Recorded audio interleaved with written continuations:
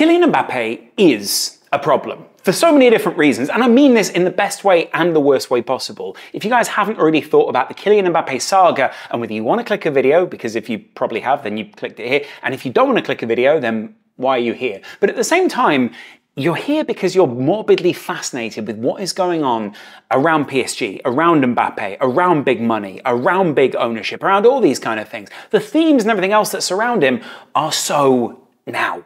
They are so zeitgeist in football. And so we're going to unpack a little bit of that in this video. If you guys haven't already hit subscribe, don't do it now. Wait till the end of the video. If you like it then hit subscribe. Don't feel the need to do it because I ask. Feel the need to do it because you want to see more videos like this. Do you know what I mean?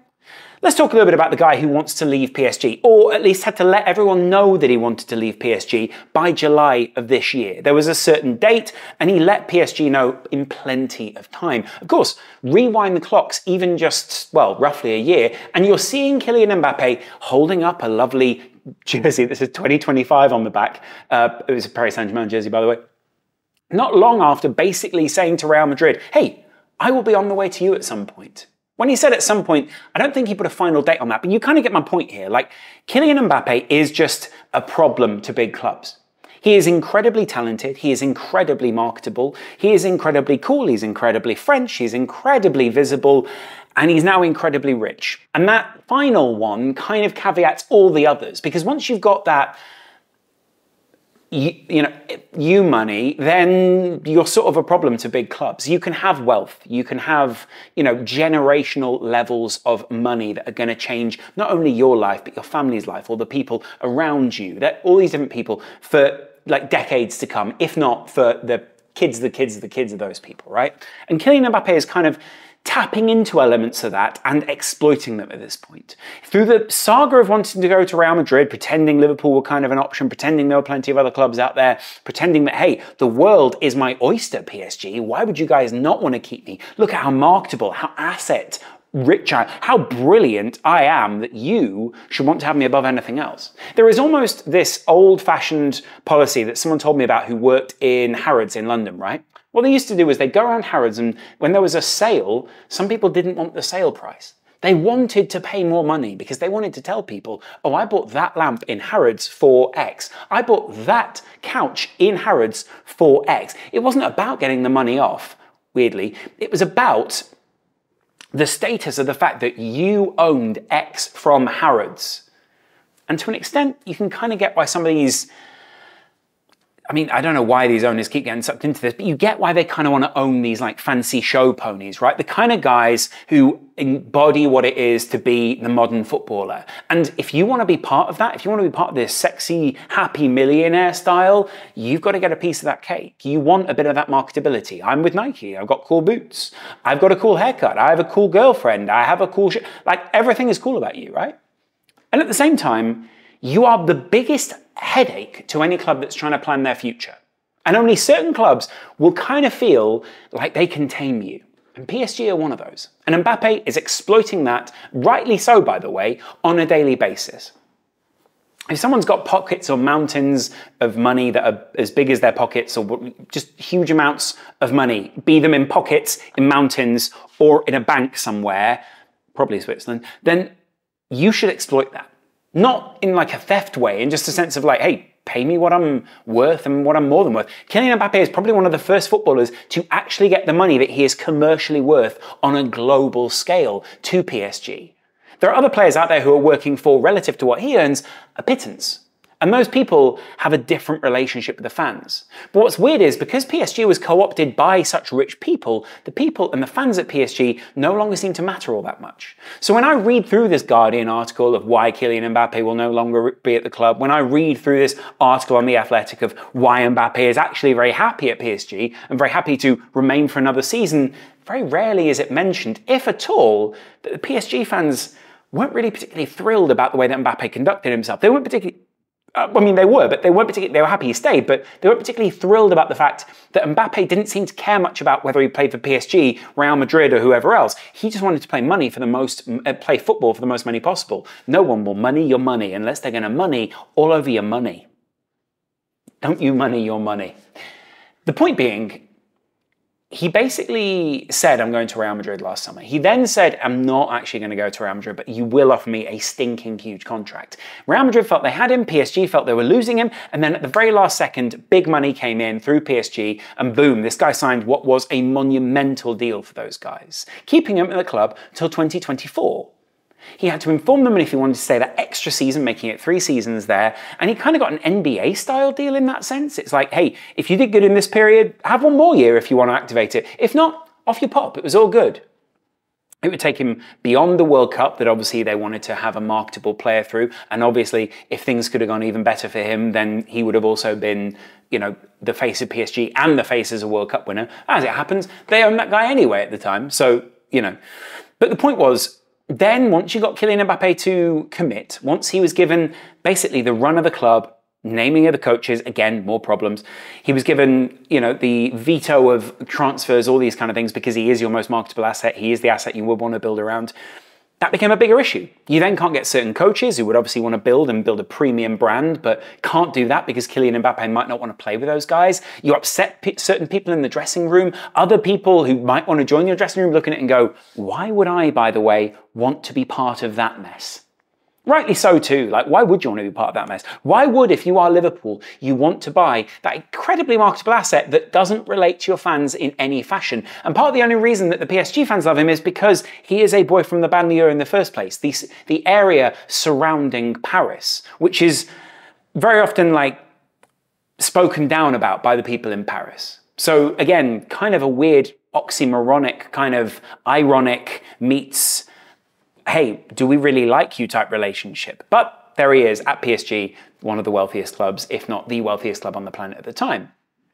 So now Real Madrid come along. Now, I asked this question, why would Real Madrid want Kylian Mbappé? And one of the only answers is because they believe they can tame these kind of monsters. And I'm not saying he's a monster in a bad way. I mean, like, this guy is a beast at football. This guy is one of the foremost minds in terms of where things are going in football out on the field. He thinks faster than anyone else. He's faster than anyone else. He is stronger than anyone else. He can get beyond people. He motivates other players. He gets other players demotivated. All these kind of things. He is the body, the soul of this team. But within that, what if you don't need him to be? Well, if you're Real Madrid, you make players fit your agenda. Cristiano Ronaldo played striker for Real Madrid for a little while. He then played on the wing where he liked it. He said he liked it being striker. He said he liked it being out on the wing. You buy into this Real Madrid mindset if you go there of the club is always bigger than you. You are just in the tapestry. David Beckham was a footnote in terms of Real Madrid in the modern day. I mean, sure, he was a massively marketable asset, but you get my point. Like, he didn't win as much as the modern people did. He didn't win as much as your Modric's or your Cruz's or any of these guys. So you're coming into what is a dynasty, if you will. Within that, Kylian Mbappé is exploiting the richest people on the planet. He's playing off Real Madrid against PSG. He is an unplannable guy. How is a coach meant to plan around Kylian Mbappé if Mbappé doesn't necessarily do what you want? If Mbappé has learned from people like Messi and Neymar and other people, hey, take the days off where you want to. Do be available when you need it. Do this, do that. Don't do that. If he knows he's going to go and join, you know, other Galacticos at this club, and in Jude Bellingham, in Mbappé, possibly in Haaland even in a couple of years, why would a club, why would a coach, why would anyone want to build around him? PSG clearly have seen they can't build around him. Who would they sign this summer in order to prepare for one more summer, one more go around with Kylian Mbappé? Why build around that guy? Why not keep Neymar? Why not keep these guys that he doesn't even want in the team? Because those guys at least have been around longer and been arguably more loyal than Kylian Mbappé has. Even though we all know Mbappé and Neymar were marketing themselves around to anyone who would listen last summer. They had meetings with Chelsea, they had meetings with Man City. They wanted to be the face of whatever the project was they were going to. Man City didn't want Neymar to be the face of it, and frankly, why would they want Mbappé to be their face? He has exploited the other guys at PSG. There are better marketable assets for Man City, and Man City want to be the focus. They don't want to be seen as these mercenary takers, and that's what he will be looked upon as. Even though it's incredible to empower yourself, even though it's incredible to be one of the most marketable and richest assets on the planet, there is still this team idea in football that to some extent we want to see the team succeed because the team is ours. partially be ours, but the team, the idea, the concept behind it is yours. So why then would we want Kylian Mbappé if we were Liverpool? Why would we want them if he was Manchester United? Because to an extent, it's a status symbol. So if your club is into status symbols, Real Madrid, PSG, to an extent Barcelona, to an extent AC Milan, to an extent Juve, then sure, that's great. Get your social media followers, get your big brand deals, those kind of things. But it's kind of a big roll of the dice. It's kind of a big risk at that point. It's like, hey, this guy wears our shirt, we'll get some amazing deals in that time. But at the same time, will our integrity still be there at the other end? Can you tell me that the people who own PSG, whoever that is, would they be happy with what is going on? The optics of this situation, the fact that them being some of the richest and most powerful people on the planet and being given the runaround by the exact person that they pay to kind of toe the party line here. I can't imagine I'd be thrilled about that. People who are brand deals all the time are meant to sort of toe the line. And to an extent, weirdly, this is a brand deal. So why is it that there is not one article on the internet where you can see, oh, the fans, how do they feel about this? Would you want Mbappe? I was thinking last summer, I was like, hey, how cool would it be to get Mbappe? It's just like a little, hey, couple of seasons, a tryst, and he's off. Now I don't want the guy. I mean, I never thought we were going to get him in the first place. But the point was, like, if I'm at any of these clubs, my club is more important than anything else. You call it might be a cool couple of years where it's like, yeah, cool, dip your toe, see what happens. Welcome to Liverpool, welcome to London, welcome to Manchester, welcome to Newcastle. If you're Newcastle, by the way, you can't get Kylian Mbappé just yet, but it'll be fascinating to see whether you can in the end.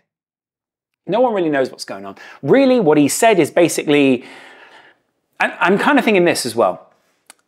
I don't only think this is Kylian Mbappé. He obviously had to tell PSG this, but PSG can then completely try and flip it on him and go, hey, we gave him the option, but he wanted to move on. He's the bad guy here. Social pressure into sticking around at a club also doesn't seem like a great way to keep players. So you tell me, what would you do? What would you do for Kylian Mbappé? What would you do if you are PSG? Would you want to keep the player after this? It looks as if he might leave this summer because they don't want him to leave on a free. But it looks as if he also said in his own statement, oh, I'm more than happy, I would love to stay. I just don't know, like, why would you want Mbappé if you're any of these big clubs? He's only going to tell people that he doesn't want to be there. He's only going to give you a little bit of time where you go, wow, this is incredible. But there's always the nervousness that tomorrow he might turn on you and go, yeah, actually, it wasn't that good, really. Yeah, like, we didn't really get the coaches, and I've got some of these players there I don't really like, and it's not really built around me, and I don't really get to do it. I'm all for player empowerment. I'm all for people being powerful. I think that's a great thing in football. And I think it is turning to be more like the NBA, to be more like NFL, whatever it is. NFL's not got all that many powerful people in terms of wages, but you get what I'm saying. Like the quarterback, sure, and a couple of other big players, but you get what I mean. Within that, that's great. I think what he's doing is exploiting the current model and the crossover of the millions and millions and millions and almost billions that are being invested in the game. And the fact that I don't think people currently have a protocol as to how contracts are made. So there isn't really a protocol. It is just sort of like, we'll just ask for what we want and you'll just give it to us because I'm Kylian Mbappé. I can do what I like. And to an extent, he's right. But that only works while you're in the best window. That kind of goodwill towards you only works while you are playing very well. If you're PSG, do you want to lose him on a free after all the money you put into him? If you're PSG, would you be happy to lose out to Real Madrid, who would kind of rub your nose on it, make you feel like you are the lesser status than them? Is it then you, the selling club? Are you really sending out the right message to anyone who leaves? Or are you basically cleaning house so that you guys as PSG, because this is the way that I feel, are you cleaning house to then go, let's just bring in a whole new set of people? New branding exercise, cool, Mbappé was here, we had fun with him, brilliant, move on, we'll get in a whole other set of people. That's what I'd do. Because I get it, like there's probably a big brand deal, they love having the status egg and whatever it is, but come on. I'm sure he's a lovely kid. But if I'm a fan, do I really want that? Is it optics-wise well? Let me know in the comments below, I'd love to know what you guys think, and I'll see you back here in a little while. Much love.